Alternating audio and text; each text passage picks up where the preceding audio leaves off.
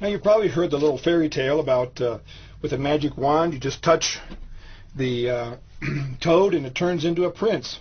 Well, evolution is even more fantastic. They say this, that over millions of years ago, there were worms living at the bottom of the oceans and the seas. But through millions of years and some favorable accidents, some of them changed into fish. More favorable accidents and more millions and millions of years, some of them changed into amphibians, as a frog. With more favorable accidents and millions of years, some of them changed into primates, then into chimpanzee, and finally into our professor of biology. Species which are extant, meaning they exist today, did not miraculously evolve from other species that are extant. Evolution is not depicted as a ladder of increasing complexity with humans on top, but it's seen as a dense bush with many diverse branches leading back to our common ancestor. However, some extant species, like worms, do closely resemble some of the earlier forms, perhaps explaining some of the confusion. Now, for evolution, millions of years is indispensable for by chance happenings that this evolutionary process can take place. Obviously, if I had a worm here and say that at the end of my talk this would be a professor of biology, you say you're making fun of the biologist. But if I say over a period of millions and millions of years the worm became a professor of biology, you say, oh, that's quite believable. This argument is specious at best. Millions of years are not indispensable to evolution. It's simply the amount of time life took to develop. Species change can take place in relatively few generations if selection is sufficiently strong, as proven by man's domestication of the wolf. Anyway, let's take a look at some clocks. One of the first clocks that we have is the delta at the end of the great river Mississippi by New Orleans that empties out into the Gulf of Mexico. Now, those in search of oil have drilled both in the Gulf of Mexico as well as into the continental USA, which means into that landmass which comprises the delta. Now, they observe what is deposited dirt, what is virgin dirt, as they drill down into the ground. And so from that we can know how extensive was the delta, how deep it was, how much dirt is deposited there. Also, we can measure how much water is flowing and sediments bringing. I read one figure that some 30,000 tons of dirt are brought down every hour. And so with those things put together, we find that the whole delta, this is what a delta looks like. It's when a river flows into a larger body of water. The water slows and the sediments it carries begin to accumulate, forming that landmass called a delta. This whole Mississippi River delta could have been formed in 6,000 to 10,000 years. Now, mind you, they don't take into consideration that there had been a worldwide flood, after which maybe half of that delta earth had come down in the first 100 years or so. It indicates a young earth. It indicates no such thing.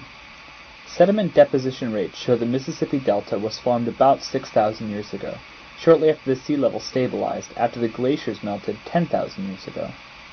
But what does this prove? It proves that the Mississippi Delta is younger than 6,000 years. Who said the Mississippi Delta was present at the creation of the earth?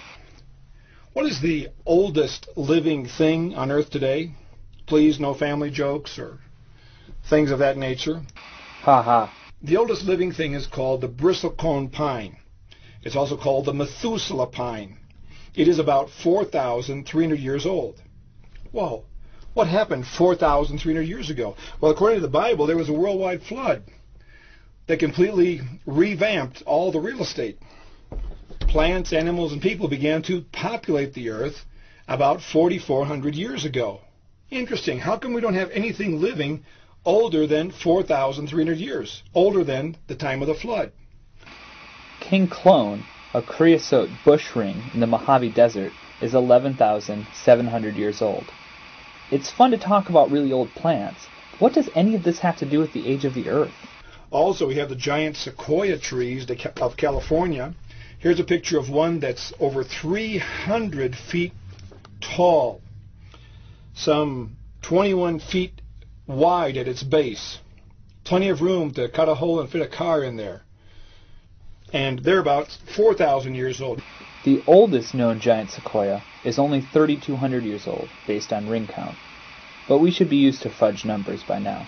Now, what's the reason that the bristlecone pine and the sequoia trees are so old? Two reasons. One is their resistance to plant diseases, as well as their resistance to forest fires. Indicates a young earth. Not sure how their resistance to forest fires and plant diseases indicates a young earth. Logic is apparently not a required feature of creation science. Another clock that indicates a young earth is the world's population. A few years ago, we passed above 6 billion people in the world. We want to make a calculation backwards to find out how much time will it take to have 6 billion people alive on the earth.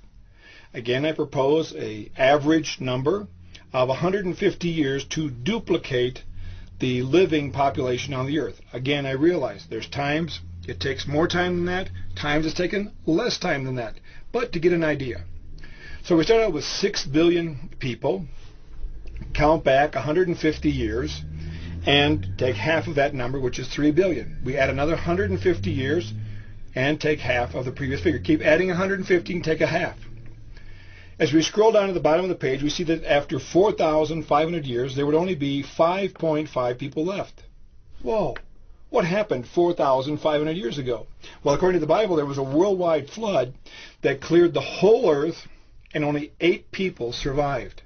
Just think, with 8 people and 4,500 years of time, we could have the Earth's population today of over 6 billion people.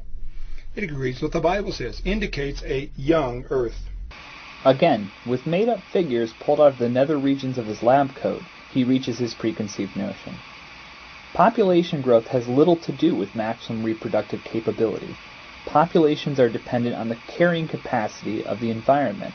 When the carrying capacity is reached, the population is held stable, as it was for much of man's history before technology allowed us our recent exponential growth. As a comparison, if bacteria were allowed their unlimited reproductive capability, they would fill every square inch of the earth in less than a week. Now, from the side of evolution, we have this picture from National Geographic, which is of a Homo sapiens. Man knows. And they say it's 92,000 years old. Now, let me tell you something. When we find a fossil, any place, I promise you not a single fossil comes out with a tag that says, "Hi, I'm the fossil of a Homo sapiens, and I'm 92,000 years old." No.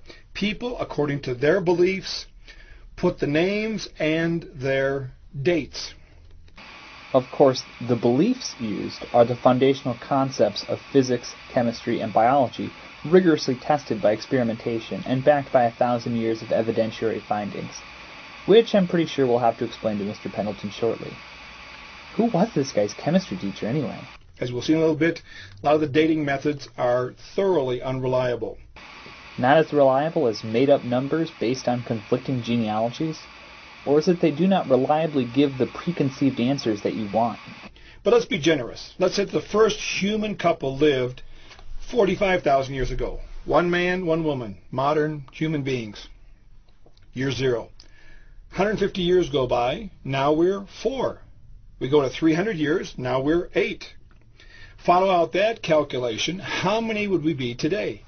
Wow, we'd be standing chest against back, shoulder against shoulder, arms upon legs upon shoulders, miles up in the air, covering the whole surface of the earth.